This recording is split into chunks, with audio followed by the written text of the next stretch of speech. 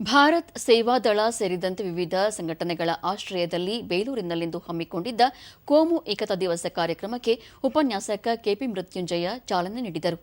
ಇದೇ ವೇಳೆ ವಿವಿಧ ಸ್ಪರ್ಧೆಗಳಲ್ಲಿ ವಿಜೇತರಾದ ಮಕ್ಕಳಿಗೆ ಬಹುಮಾನ ವಿತರಿಸಲಾಯಿತು.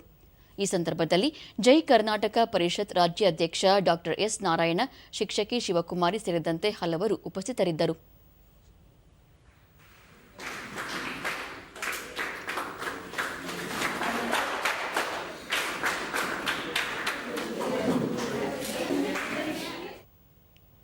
ಬಳಿಕ ಮೃತ್ಯುಂಜಯ ಎಲ್ಲ ಸಮುದಾಯದವರು ಒಗ್ಗೂಡಿ ಬಾಳುವ ಜೊತೆಗೆ ಶಾಂತಿ, ಸಾಮರಸ್ಯ, ಸಹಬಾಳ್ವೆ ಅಗತ್ಯ.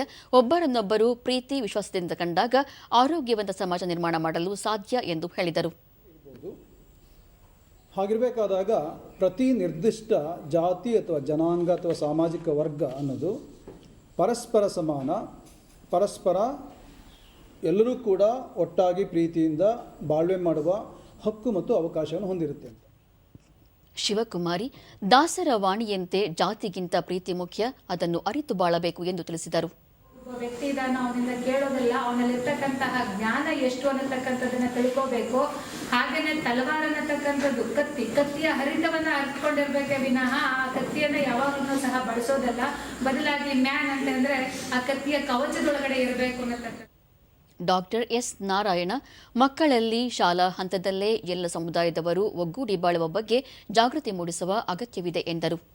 ನಮ್ಗೆಲ್ಲೋ ನಾವೇನು ಕೊಡ್ತಾ ಇದ್ದೀವಿ ಇವತ್ತು? ನಾನು ಇಲ್ಲಿ ಬಂದು ನಿಂತ್ಕೊಂಡು ಮಾತಾಡ್ತಾ ಇದ್ದೀನಿ ಅಂತಂದ್ರೆ ನಾನು ಯಾವುದೇ ಗ್ರಾಜುಯೇಟ್ ಅಲ್ಲ, ನಾನು ಯಾವುದು PhD ಮಾಡಿಲ್ಲ.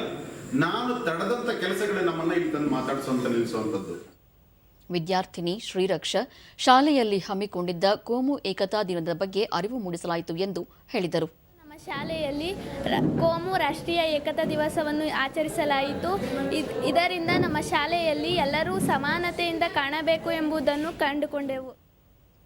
ಮತ್ತೋರ್ವ ವಿದ್ಯಾರ್ಥಿನಿ ತ್ರಿಷ, ಭಾರತ ವಿವಿಧತೆಯಲ್ಲಿ ಏಕತೆ ಹೊಂದಿರುವ ದೇಶ, ಎಲ್ಲರೂ ಒಟ್ಟಾಗಿ ಸಾಗುವ ಸಂಕಲ್ಪ ಮಾಡಬೇಕಾಗಿದೆ ಎಂದರು.